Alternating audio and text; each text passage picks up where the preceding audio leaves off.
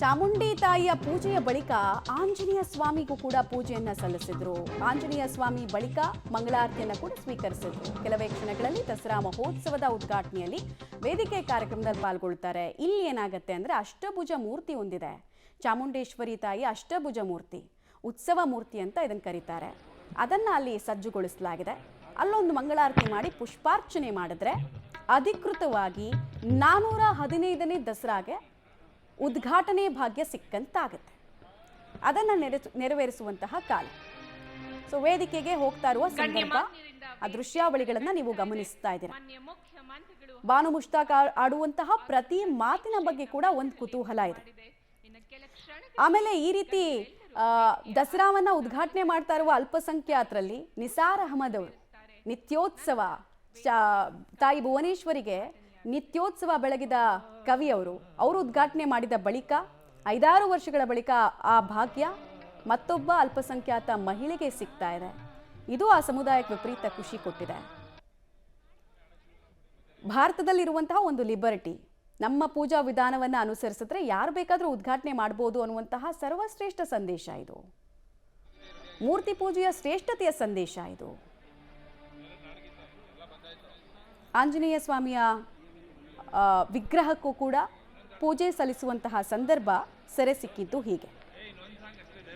ಆಮೇಲೆ ಇದು ಎಷ್ಟು ದೊಡ್ಡ ಪದವಿ ಥರ ಅವರಿಗೆ ಅಗ್ರ ಪೂಜೆ. ಇಡೀ ನಾಡು ಯಾರನ್ನ ಅಧಿದೇವತೆ ಅಂತ ಕರೀತಾರೆ, ಅವರಿಗೆ ಅಗ್ರ ಪೂಜೆ ಸಲ್ಲಿಸುವಂತಹ ಜವಾಬ್ದಾರಿ ಅವರಿಗೆ. ಚಾಮುಂಡಿಯ ಬೆಳ್ಳಿ ಪಾದುಕೆಗೆ ಬಾನು ಮುಷ್ತಾಕ್ ಅವರು ನಮಸ್ಕರಿಸಿದ್ದಾರೆ ಅನ್ನೋದ್ರ ಡೀಟೇಲ್ಸು. ಸಂಪ್ರದಾಯಬದ್ಧವಾಗಿ ಪೂಜೆ ಸಲ್ಲಿಸ್ತಾ ಇದ್ದಾರೆ ಬಾನು ಮುಷ್ತಾಕ್. ಪ್ರತಿ ಹಂತದಲ್ಲೂ ಕೂಡ ಮುಖ್ಯಮಂತ್ರಿಗಳು ಯಾವ ರೀತಿ ಕ್ರಮಗಳನ್ನು ಅನುಸರಿಸಬೇಕು ಅನ್ನೋದನ್ನ ತಿಳಿಸಿಕೊಡ್ತಾ ಇದ್ದಾರೆ. ಯಾಕಂದ್ರೆ ಅವರ ಸಂಪ್ರದಾಯ ಬೇರೆ, ಕಲ್ಚರ್ಸ್ ಬೇರೆ ಇರುತ್ತೆ. ರೆಸ್ಪೆಕ್ಟ್ ಹೇಗೆ ಕೊಡ್ಬೋದು ಅನ್ನೋದನ್ನ ಪಕ್ಕದಲ್ಲಿದ್ದವರು ತಿಳಿಸ್ತಾರೆ. ಆ ಜವಾಬ್ದಾರಿನ ಹೊತ್ಕೊಂಡಿರೋದು ಯಾರು? ಮುಖ್ಯಮಂತ್ರಿಗಳು. ಜವಾಬ್ದಾರಿ ಯಾಕೆ ಹೊತ್ಕೊಂಡಿದ್ದಾರೆ ಅವರು ಅಂತ ಕೇಳಿದ್ರೆ, ಬಾನು ಮುಷ್ತಾಕ್ ಅವರ ಆಯ್ಕೆಯನ್ನು ಅತ್ಯಂತ ಗಟ್ಟಿಯಾಗಿ ಸಮರ್ಥಿಸಿಕೊಂಡಿದ್ದು ಇವರೇ. ಹೀಗಾಗಿ ಪ್ರತಿಯೊಂದನ್ನು ಪ್ರತಿ ಹಂತದಲ್ಲೂ ಕೂಡ ಹೇಗೆ ಮುಂದಕ್ಕೆ ಹೋಗಬೇಕು, ಯಾವುದಕ್ಕೆ ಪೂಜೆಯನ್ನು ಸಲ್ಲಿಸಬೇಕು, ಎಲ್ಲಿ ಬಾಗಬೇಕು, ಎಲ್ಲವನ್ನ ಕೂಡ ಹೇಳ್ತಾ ಇದ್ದಾರೆ. ದೇಗುಲಕ್ಕೆ ಬಂದಾಗ್ಲಿಂದ ಅಷ್ಟೇ ಮುಖ್ಯಮಂತ್ರಿಗಳು ಬಾನು ಮುಷ್ತಾಕ್ ಅವರ ಪಕ್ಕದಲ್ಲೇ ಗೈಡ್ ಮಾಡ್ತಾ ಇದ್ದಾರೆ. ಗೈಡಿಂಗ್ ಲೈಟ್ ರೀತಿ ಮುಖ್ಯಮಂತ್ರಿಗಳಿದ್ದಾರೆ. ಮಹಿಳೆಯರಿಗೆ ಎಲ್ಲ ಧಾರ್ಮಿಕ ಹಕ್ಕುಗಳಿದೆ ಅನ್ನೋದನ್ನ ಕಾಂಗ್ರೆಸ್ ಸರ್ಕಾರ ಈ ಮೂಲಕ ಕೂಡ ತೋರಿಸ್ಕೊಡ್ತಾ ಇದೆ. ನಾವು ಎಲ್ಲವನ್ನ ಯಥಾವತ್ ಹೇಳಲೇಬೇಕು, ಹೇಳ್ತಾ ಇದ್ದೀವಿ. ನಿಜವಾದ ಸೆಕ್ಯುಲರಿಸಮ್ ಅಂದ್ರೆ ಇದು ಅನ್ನೋದನ್ನ ತೋರಿಸಿಕೊಡೋ ಪ್ರಯತ್ನ ಕೂಡ ಆಗ್ತಾ ಇದೆ. ಪ್ರಥಮ ಪೂಜೆ, ನಾಡ ಅಧಿದೇವತೆಗೆ ಪ್ರಥಮ ಪೂಜೆಯ ಜವಾಬ್ದಾರಿನೇ ಲೇಖಕಿ ಕೊಟ್ಟಿದ್ದಾರೆ. ಸೊ ಐತಿಹಾಸಿಕ ಗಳಿಗೆ, ಐತಿಹಾಸಿಕ ಕ್ಷಣ. ಪ್ರತಿ ಹಂತದಲ್ಲೂ ಕೂಡ ಬಾನು ಮುಷ್ತಾಕ್ ಅವರು ಗಮನ ಸೆಳಿತಾನೆ ಇದ್ದಾರೆ. ದೇವರ ಮಂಗಳಾರತಿ ಸ್ವೀಕರಿಸಿದ್ರಿಂದ ಹಿಡಿದು ಪ್ರಸಾದವನ್ನ ಸ್ವೀಕರಿಸೋ ತನಕ ತಾಯಿಗೆ ಪೂಜೆಯನ್ನ ಸಲ್ಲಿಸೋದ್ರ ಮೂಲಕ ಈಗ ಒಂದು ಚಾಮುಂಡಿ ತಾಯಿಯ ವಿಗ್ರಹಕ್ಕೆ ಉತ್ಸವ, ಅದಕ್ಕೆ ಪುಷ್ಪಾರ್ಚನೆ ಸಲ್ಲಿಸೋದಕ್ಕೆ ಬರ್ತಾ ಇರೋ ಸಂದರ್ಭ ಇದು. ವೇದಿಕೆಗೆ ಆಗಮಿಸ್ತಾ ಇರುವಂತಹ ಸಂದರ್ಭದ ಚಿತ್ರಣ. ಮಹೋತ್ಸವದ ಉದ್ಘಾಟನೆಗಾಗಿ ಆಗಮಿಸ್ತಾ ಇದ್ದಾರೆ ನಮ್ಮ ಹೆಮ್ಮೆಯ ಘನ ಕರ್ನಾಟಕ ಸರ್ಕಾರದ ಸನ್ಮಾನ್ಯ ಮುಖ್ಯಮಂತ್ರಿಗಳು ಶ್ರೀ ಸಿದ್ದರಾಮಯ್ಯನವರು.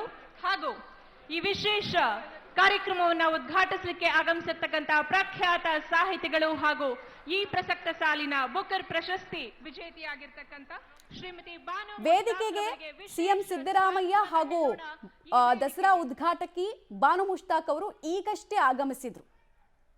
ಇನ್ನು ವೇದಿಕೆಯಲ್ಲಿ ಸಾಕಷ್ಟು ಜನ ಗಣ್ಯಾತಿ ಗಣ್ಯರು ಕೂಡ ಉಪಸ್ಥಿತರಿರೋದನ್ನ ಗಮನಿಸ್ತಾ ಇದ್ದೀರಾ. ಬಹುತೇಕ ಸಿದ್ದರಾಮಯ್ಯ ಸಂಪುಟದ ಸಚಿವರುಗಳು ಉಪಸ್ಥಿತರಿದ್ದಾರೆ. 415ನೇ ದಸರಾಕ್ಕೆ ಅಧಿಕೃತವಾಗಿ ಚಾಲನೆಯನ್ನ ಕೊಡಲಾಗ್ತಾ ಇದೆ. ಪ್ರತಿಯೊಬ್ಬರ ಧಾರ್ಮಿಕ ಕಳಕಳಿಯನ್ನ ದೃಷ್ಟಿಯಲ್ಲಿ ಇಟ್ಕೊಂಡು ಸರ್ಕಾರ ಹೆಜ್ಜೆಯನ್ನ ಇಡ್ತಾ ಇರೋದು ಸ್ಪಷ್ಟವಾಗಿ ಕಾಣಿಸ್ತಾ ಇದೆ. ಸುಸಂಸ್ಕೃತಿಯ ನೆಲೆನಾಡು ನಮ್ಮ ಕರುನಾಡು. ಈ ಕರುನಾಡಿನಲ್ಲಿ ಜನ್ಮ ತಳೆದ ನಾವು ನಿಜಕ್ಕೂ ಧನ್ಯರು. ವೇದಿಕೆ ಕಾರ್ಯಕ್ರಮ ಇನ್ನೀಗ ಪ್ರಾರಂಭ.